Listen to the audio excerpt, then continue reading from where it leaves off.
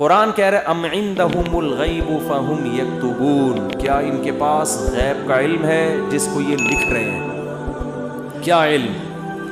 یہ خوش فہمی کا شکار ہے. دیکھو جتنے بھی لوگ جو مذہب کو فالو نہیں کر رہے، حقیقت میں وہ اس خوش فہمی میں مبتلا ہیں کہ ہمیں کچھ بھی ہونے والا نہیں ہے. جیسے ہماری حالت اچھی ہے ہمارا فیوچر بھی ایسا، یا تو مر کے ختم ہو جائیں گے، اور اگر مل بھی گیا تو کوئی برا نہیں، ہم کو برے تھوڑی ہیں، ہم کوئی برے تھوڑی ہیں. تو اللہ نے اس کا جواب دیا کہ کیا ان کے پاس فیوچر کا علم ہے پہلے سے؟ مستقبل کے بارے میں کبھی بھی بات کی جائے گی تو علم کے بغیر نہیں کی جا سکتی. کوئی آدمی کہہ رہا ہے نا فیوچر میں ایسا ہونے والا ہے، تو آپ اس سے دلیل پوچھیں گے آپ کو کس نے بتایا؟ وہ تانے بانے ملائے گا، صغرے گورے ملائے گا، تو پھر اس کے بعد اگر وہ ایسے ہی کہہ رہا ہے کل یہ ہو جائے گا، پرسوں یہ ہو جائے گا، دیکھو مستقبل کے بارے میں میں یہ کہوں کہ کل پیر ہے تو یہ بھی فیوچر کی خبر ہے. آپ اس میں مجھ سے یہ پوچھ سکتے ہو کہ کیا دلیل ہے؟ میں کہوں گا دلیل یہ کہ آج کیا ہے؟ اتوار ہے. یہاں دلیل ہے، یہاں میرے لیے یہ دعویٰ کرنا درست ہے کہ کل کیا ہے؟ پیر ہے. لیکن اگر میرے پاس دلیل نہیں ہے اور میں کہوں کہ کل جو ہے وہ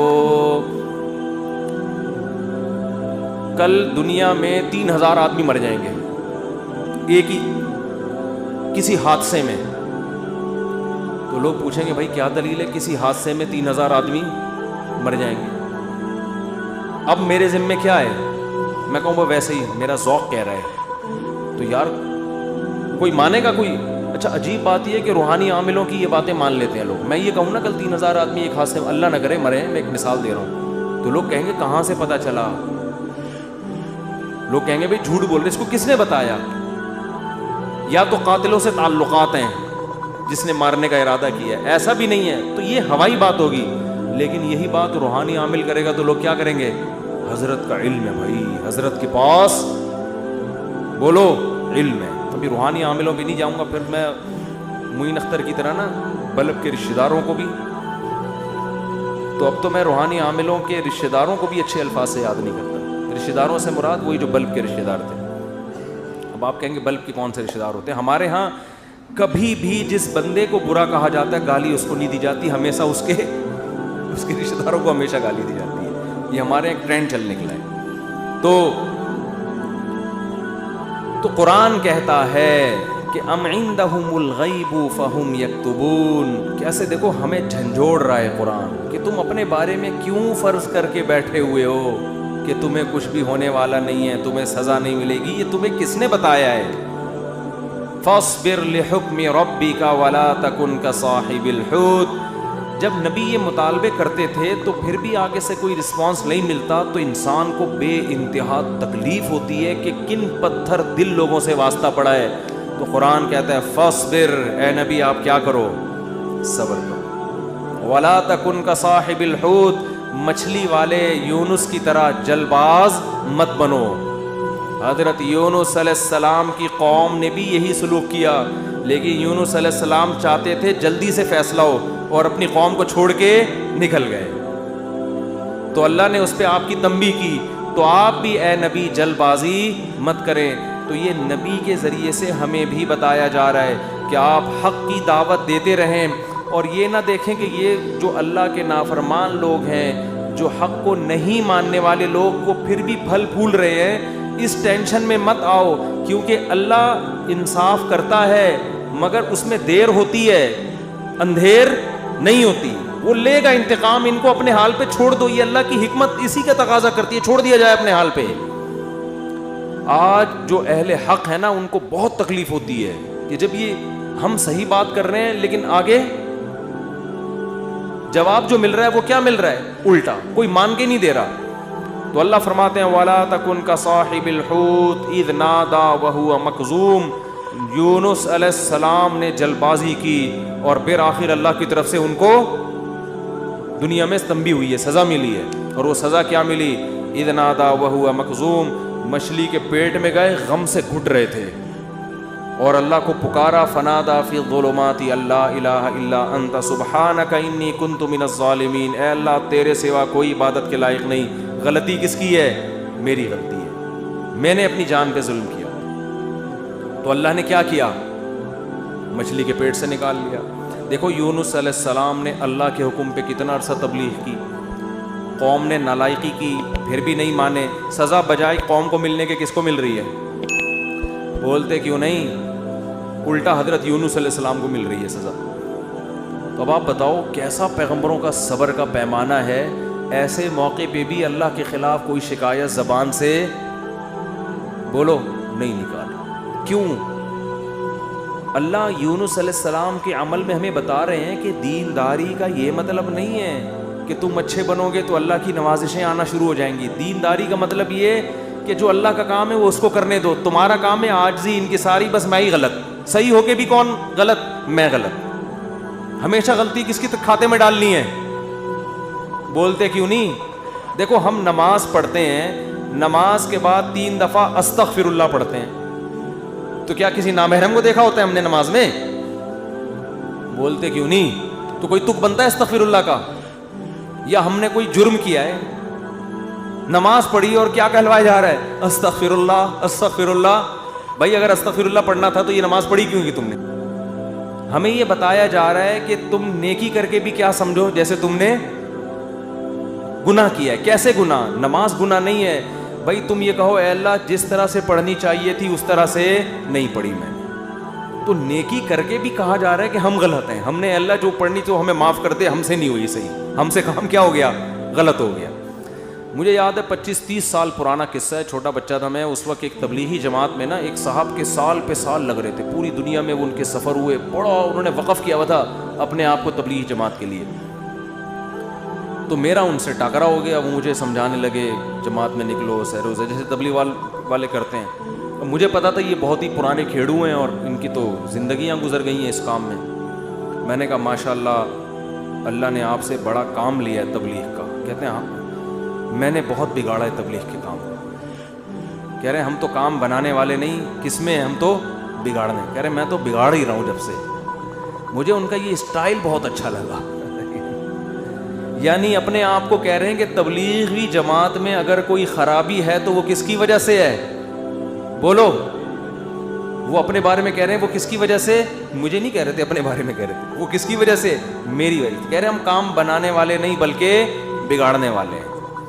اب کوئی فسادی ہوتا تو کہتا ہے جب بگاڑنے والا تو کر کیوں رہا ہے پھر ہمیں؟ یہ تو اس نے خود کہا ہے، اپنی زبان سے بولا ہے کہ ہم بگاڑنے والے ہیں، یوٹیوب پہ کلپ ڈالتا ہے یہ دیکھو خود۔ تو مجھے ان کی یہ تواضع پسند آئی۔ میں نے کہا دیکھو یہ بیچارہ صبح و شام اس کام میں لگا رہتا ہے، مگر یہ کہہ رہا ہے جو تبلیغ کا کام پھیل رہا ہے اس میں جو برکتیں ہو رہی ہیں وہ میرے علاوہ لوگوں کی وجہ سے ہو رہی ہیں، اور جو خرابی آ رہی ہیں وہ کس وجہ سے ہو رہی ہیں؟ وہ ساری میری وجہ سے ہو رہی ہیں۔ تو آج مارکیٹ میں یہ چیز کیا ہے؟ شارٹ۔ ہر اچھا کام میں نے کیا، برا کام ستار بھائی نے کیا۔ ستار بھائی نہ ملے کہیں مجھے۔ ایک دن ایک فون آیا، میں نے فون اٹھایا، کون؟ کہہ رہے ستار بھائی بات کر رہا ہوں۔ بڑے میں نے کہا بیٹا یہ مجھے نہیں چھوڑے گا، یہ کہے گا مفتی صاحب بہت تم نے جو ہے نا، لیکن وہ شکر ہے ایسی کوئی بات تھی نہیں۔ تو جنات کا دیکھ لو، قرآن مجید میں آتا ہے کہ جب نبی صلی اللہ علیہ وسلم نے تبلیغ کا کام شروع کیا نا تو جنات بھی کی ایک جماعت نے نبی کے قرآن کی تلاوت سنی اور جا کے اپنی قوم کو انہوں نے تبلیغ کرنا شروع کی۔ تو تبلیغ کا انداز دیکھو جنات کا، کیونکہ ہدایت مل گئی تھی ان کو، مسلمان ہو گئے تھے، تو تبلیغ کیسے کر رہے ہیں کہ بھئی دیکھو دنیا میں کوئی بڑا کام ہوا ہے، ہمارا آسمانوں پہ داخلہ بند ہو گیا، انا لا ندری ہمیں نہیں پتا، اشر ارید بمن فی الارض کہ جو اللہ نے محمد صلی اللہ علیہ وسلم کو دنیا میں بھیجا اور شیاطین کا اوپر جانے کا سیٹ اپ بند کر دیا، ہمیں نہیں پتا کہ زمین والوں کے ساتھ شر کا ارادہ، کیونکہ بعض دفعہ اللہ پیغمبروں کو بھیجتے ہیں حجت تمام کرنے کے لیے تاکہ حجت تمام ہو اور پوری قوم کو تباہ کر دیں، تو شر بھی ہوتا ہے نا اس میں۔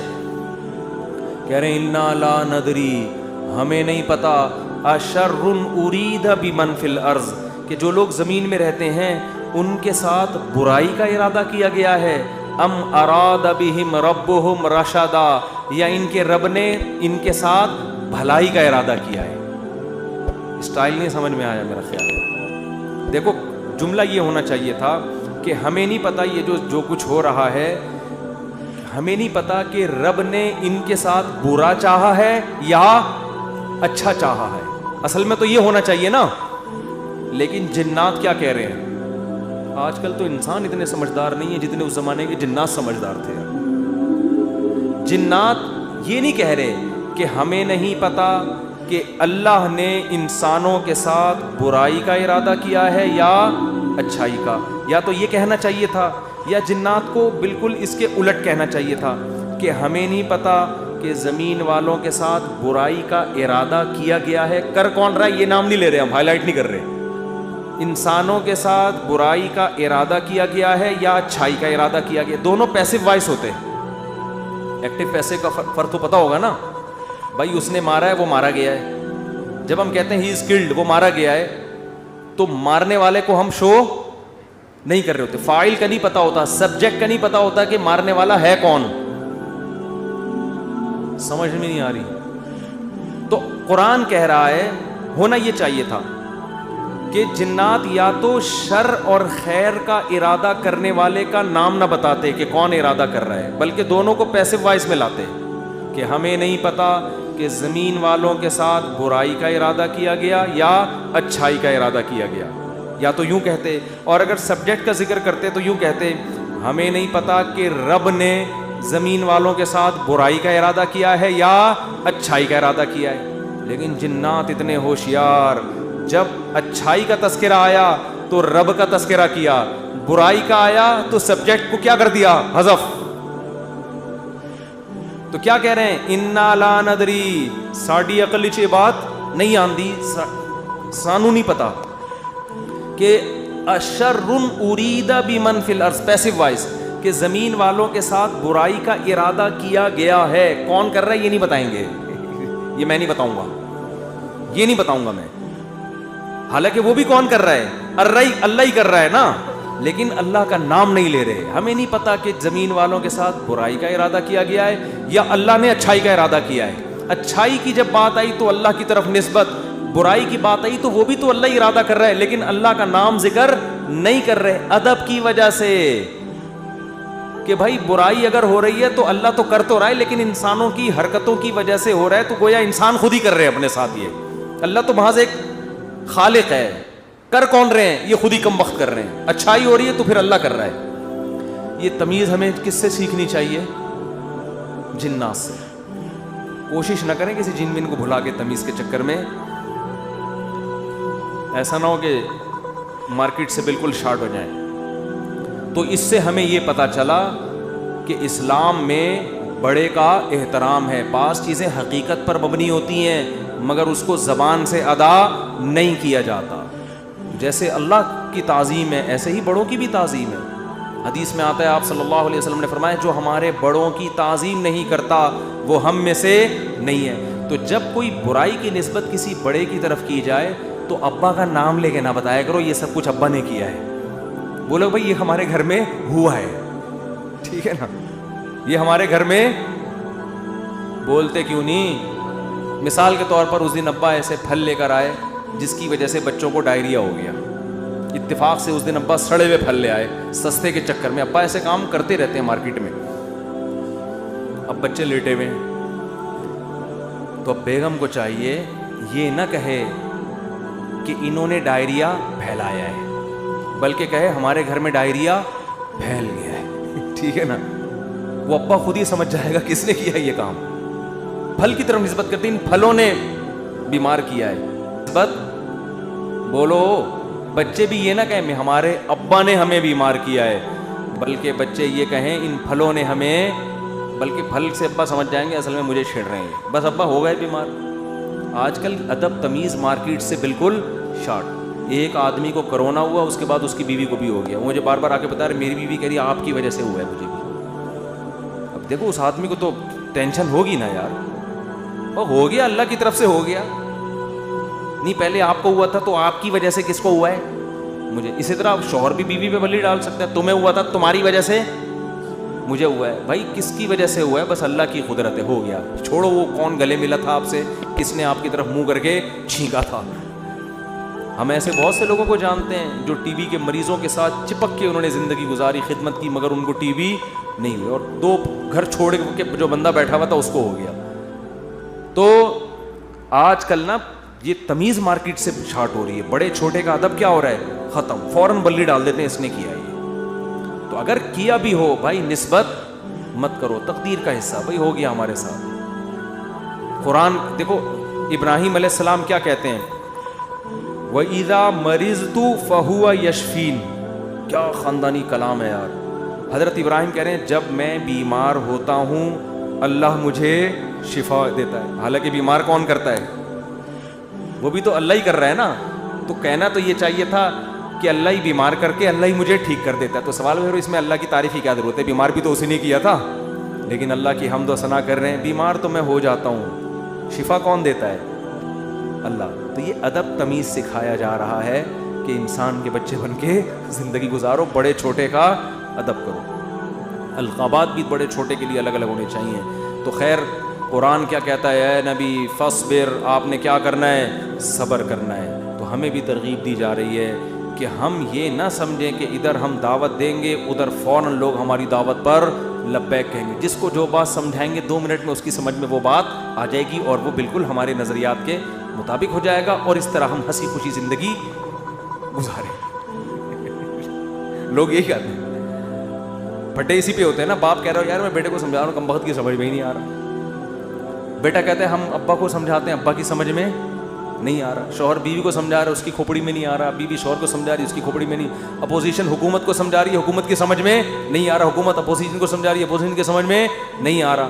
تو اگر دنیا میں جو بات سمجھائی جائے, میں کب سے کیا کیا سمجھا رہا ہوں سمجھ میں آ رہا ہے؟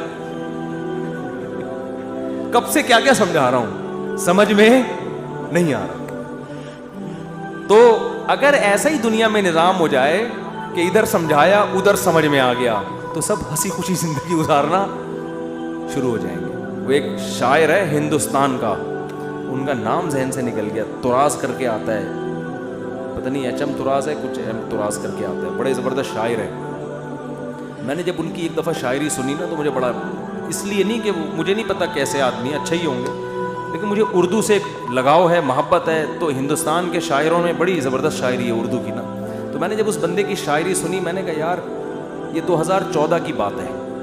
میں نے کہا اس بندے سے ملاقات کا دل چاہتا ہے, اس نے اردو پہ بڑی محنت کی ہے. تو اللہ کی قدرت, یہ جو عمرہ ہے نا, عمرہ یہ مسلمانوں کے لیے بہت بڑا ایک ذریعہ ہے آپس میں کمیونیکیشن کے لیے. یہ میں نے انگریزوں کی کتاب میں یہ بات پڑھی ہے, گوروں نے لکھا ہے کہ مسلمان سائنسدان جو بہت بڑے بڑے حکیم بنے نا, جنہوں نے جڑی بوٹیوں پہ ریسرچ کی, اس کی ایک بہت بڑی وجہ مسلمانوں کا حج ہے. کیونکہ حج کرنے کے لیے کہاں کہاں سے, ساؤتھ افریقہ سے اور کہاں کہاں سے دنیا سے لوگ آتے تھے. وہ پیدل جنگلوں سے گزرتے اور اس میں جڑی بوٹیوں پہ تحقیق کرتے تھے. آپ ذرا حکیموں کی, پرانے حکیموں کی کتابیں پڑھیں نا, ایسے ایسے جڑی بوٹیوں کے خواص لکھے ہوئے. آدمی کہتے ہیں انہوں نے ان کو یہ پتہ کہاں سے چلی. تو وہی حج اور عمرے سے جو مسلمانوں کے سفر ہوئے ہیں, پھر مختلف ملکوں کے لوگ آ کے عمرے میں ایک دوسرے سے ملتے ہیں, ایک دوسرے کی تہذیبیں سیکھتے ہیں, سکھاتے ہیں. یہ مسلمانوں کے لیے یہ بہت بڑا ایک ذریعہ بنا ہے. یہ بیت اللہ جو ہے نا, یہ مسلمانوں کو آپس میں کنیکٹ کرنے کا صدیوں سے ایک بہت بڑا ذریعہ ہے. یہاں کے ترکی, پاکستانی, انڈونیشیا سب آ کے کیا ہوتے تھے, مل جاتے ہیں. تو میری خواہش تھی, میں نے کہا یار کبھی ان سے سلام دعا ہو جائے تو اچھا ہے, خوشی ہوگی. تو وہ میں نے ویسے ہی انڈیا کے کچھ لڑکے بیٹھے ہوئے تھے, بیت اللہ میں عمرہ کیا ہم نے. میں نے کہا یار وہ ایک شاعر ہے, انہوں نے کہا اتفاق سے عمرہ کرنے آیا بھائی. میں نے کہا میری ملاقات کرا دو. تو مجھے نہیں پتا تھا وہ مجھے جانتے ہیں. تو جب ملاقات ہوئی, انہوں نے کہا میں تو آپ سے خود بہت دنوں سے ملنے کا مشتاق ہوں, آپ کے بیان سنے بڑا مزہ آتا ہے. اس وقت میرے آڈیو بیان ہوتے تھے. تو بات کیا کر رہا تھا, تو ان کا ایک شعر تھا, شعر ہی بھول گیا. شعر کا ایک جملہ مجھے یاد ہے, کیونکہ ہم ہر چیز آدھی یاد کرتے ہیں نا. وہ ابتدائی عشق میں دل ہوا یوں خراب آدھا والا شعر کی وجہ سے. تو اس نے کہیں اپنی محبوبہ کا شاعر نے تذکرہ کیا ہوگا کہ وہ کہیں چلی گئی, یوں ہو گیا, ٹینشن میں آ گیا. تو اس نے لکھا یہ انہونی نہیں ہوتی تو پھر ہونے کو کیا ہوتا. یہ انہونی نہیں ہوتی تو پھر ہونے کو, یعنی دنیا میں کچھ عجیب سے کام ہوتے ہیں تو پھر ہوتا ہے نا کچھ نہ کچھ, تو آدمی انجوائے کرتا ہے کچھ ہوا ہے. یعنی اگر شاعر کا تخیل بیان کر رہا ہوں, ایسا نا اب آپ اس شاعر کو کہیں کون سی معشوقہ تھی تمہاری مارکیٹ سے شارٹ ہو گئی, مفتی صاحب نے ہمیں بتایا, شاید ہم پولیس بھیج کے. وہ شاعروں کا کلام کا کچھ بھی مطلب نکالا جا سکتا ہے. محبوبہ کے بجائے کچھ وسیم بھائی کو ڈال دو, ستار بھائی کو ڈال دو, وہ ٹینشن نہیں ہے. شاعر کے کلام کو کبھی الفاظ کو نہیں پکڑا جاتا, اس میں ہر آدمی اپنے حساب سے اس کا مفہوم بیان کر رہا ہوتا ہے. تو ہم نے اس کو اپنے حساب سے اس شعر کو لیا کہ دنیا میں کچھ ہونے کے لیے کچھ انہونیوں کا ہونا بولو ضروری ہے. سمجھ رہے ہو؟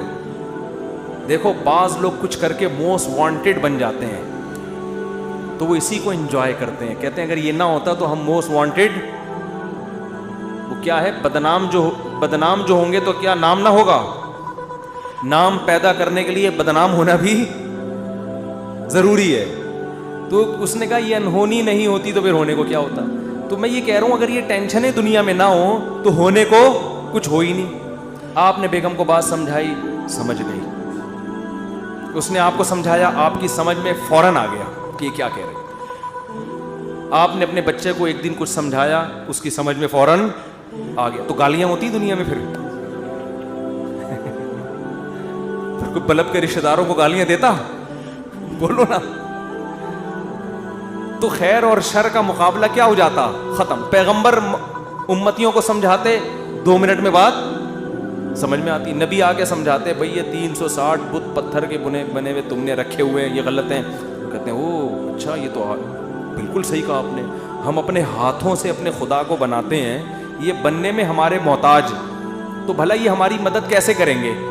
بات تو کلیئر تھی نا 2-4 کی طرح, مگر ان کی کھوپڑی میں نہیں آئی ہے. 10,000 کا لشکر لے کے مکہ پہ حملہ ہوا ہے, خون بہے ہیں, لو عورتیں بیوہ ہوئیں, بچے یتیم ہوئے. اتنی سی بات سمجھانے کے لیے 23 سال کی ٹینشن ہے, پھر جا کے بھی سمجھ میں پھر بھی نہیں آئی. پھر مکہ فتح ہوا تو نبی نے بیت اللہ کے اندر 360 بت گرائے اپنے ہاتھوں سے, وہ بھی طاقت کے زور سے سمجھ میں آئی ہے, ورنہ پھر بھی نہیں آئی. اگر یہ حملہ نہ ہوتا تو آج تک 360 بت رکھے ہوئے ہوتے, آپ دلائل میں مناظرہ ہی کر رہے ہوتے, بحث ہی کر رہے ہوتے, کسی کی کھوپڑی میں نہیں آتی بات. تو بھائی اتنی بڑی حقیقت جب بحث سے کسی کی کھوپڑی میں نہیں آئی تو آپ کی بیگم آپ کی فرما بردار کہاں سے بن جائے گی؟ کیونکہ آگے اس کے پاس بھی دلائل ہوتے ہیں سمجھانے کے لیے. آپ اس کو جب سمجھاؤ گے شوہر کے یہ حقوق ہیں تو کہے گی کہ صرف شوہر ہی کے ہیں, بیوی کے نہیں ہوتے. اب کیا جواب دو گے آپ؟ اب یا تو 10,000 کا لشکر لے کے سسرال پہ حملہ کرو, یہی ہوگا. 10,000 کا لشکر لے کے کیا کرو؟ سسرال پہ حملہ کرو, اپنے حقوق پاس کرواؤ. ایسا نہیں ہوگا. تو بس یہی ہے کہ آپ نے سمجھایا, نہیں سمجھ میں آیا. اس نے سمجھایا, آپ کی سمجھ میں نہیں آیا. ہنسی خوشی زندگی گزارو. بولو یہ انہونی نہیں ہوتی تو پھر ہونے کو کیا ہوتا. تو اس لیے دنیا میں جو بھی ہو رہا ہے نا, اپنی ذمہ داری پوری کرو, اپنا الو سیدھا رکھو. جو اپنی ذمہ داریاں پوری کرو, باقی جو ہو رہا ہے ہونے دو, ٹھیک ہے نا. حکیم الامہ حضرت مولانا اشرف علی تھانوی رحمۃ اللہ علیہ ایک بات بہت زیادہ فرمایا کرتے تھے کہ جو چیز اختیار میں ہے اس میں سستی نہ کرو, جو اختیار میں نہیں ہے اس کی ٹینشن مت لو. اولاد بگڑ گئی, بھائی آپ نے کوشش کی سمجھانے کی, اب کنٹرول میں نہیں ہے, چھوڑ دو یار. ساری زندگی یہی ٹینشن نہیں, بولو پالتے ہیں ٹینشن, میرا بچہ کیوں نہیں صحیح ہو رہا, میرا بچہ کیوں نہیں صحیح ہو رہا, میرا بچہ کیوں نہیں صحیح ہو رہا. چھوڑ دے یار اس کو اپنے حال پہ, چھوڑ دو اس کو اپنے حال. یہ کیوں نہیں ٹھیک ہو رہا, وہ کیوں نہیں ٹھیک ہو رہا, یہ کیوں نہیں صحیح ہو رہا, عمران خان نے جو وعدے کیے تھے پورے کیوں نہیں ہو رہے. تمہارے اور کم ٹینشن ہے یار. تو اللہ پوچھ لے گا بھائی جو آپ نے وعدے کیے تھے پورے کیے کہ نہیں کیے. تو جو کام اپنی ذمہ داری میں, حتیٰ کہ کسی نے ان سے پوچھا کہ حضرت میرا نماز میں دل نہیں لگتا, خیالات منتشر رہتے ہیں. انہوں نے فرمایا نماز میں دل لگانے کی کوشش کرنا فرض ہے, دل لگنا فرض نہیں ہے. کوشش کرو, لگے ٹھیک ہے, نہیں لگے تو بھی ٹھیک, ہمارے اختیار میں نہیں ہے بھائی. جب نماز میں دل نہ لگنے کے بھی ٹینشن, کیونکہ اللہ نے کبھی ایسی بات پہ اللہ آپ کو نہیں پکڑے گا جو آپ کے اختیار میں نہیں. ہمارے جامعہ دارالفتہ میں حضرت مفتی رشید احمد صاحب کے ایک مرید تھے کیا ہیں ابھی بھی, تو وہ نماز میں ان کو نیند بہت آتی تھی, ویسے جاگتے رہتے تھے, ادھر نیت باندھی سو گئے, ادھر نیت باندھی کھڑے کھڑے سو رہے ہوتے تھے. سردے میں گئے اٹھ ہی نہیں رہے, کونی مار کے اٹھاتے تھے ان کو, اٹھو بھائی. اور ویسے ٹھیک ٹھاک پھر رہے ہیں. وہ تھے بڑے نیک, ان کو فکر تھی یار نماز میں دل لگانا چاہتا ہوں, اور نمازیں بھی ماشاءاللہ بہت پڑھتے تھے, تہجد کے پابند, لیکن جب کھڑے ہوئے سو جاتے تھے. تو ایک دن انہوں نے لکھا کہ حضرت میں ٹینشن میں آ گیا ہوں, میں نماز میں ادھر نیت باندھی اور ادھر آنکھ لگ گئی. تو فرمایا کوئی ٹینشن لینے کی بات نہیں ہے, نماز کا بھی پورا ثواب مل رہا ہے بھائی, نماز کا بھی پورا ثواب اور نیند کے بھی مزے, کیونکہ یہ آپ اپنے اختیار سے یہ نہیں کر رہے, یہ غیر اختیاری ہے. جان کر کوئی خراٹے لے رہا ہے نا کم بخت نماز میں, کھڑا ہوا ہے اور آنکھیں بند کر کے کوشش کر رہا ہے کہ میں سو جاؤں, یہ غلط ہے. بھئی آپ جاگنے کی کوشش کر رہے ہو پھر بھی نہیں جاگتے, کوئی ٹینشن کی بات نہیں ہے, اس سے نہ کوئی درجات میں کمی آئے گی. آج بہت سے لوگ کہتے ہیں نماز میں مزہ نہیں آ رہا ہم کو, نماز میں مزہ نہیں آ رہا.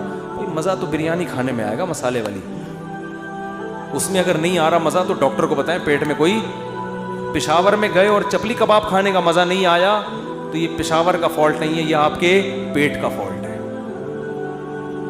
آپ چائے کے عادی ہو, آپ کوئٹہ اور چمن میں بھی آپ کو چائے پینے میں مزہ نہیں آیا تو چائے کا فالٹ نہیں ہے, آپ کو غلط چائے پینے کی عادت پڑ گئی.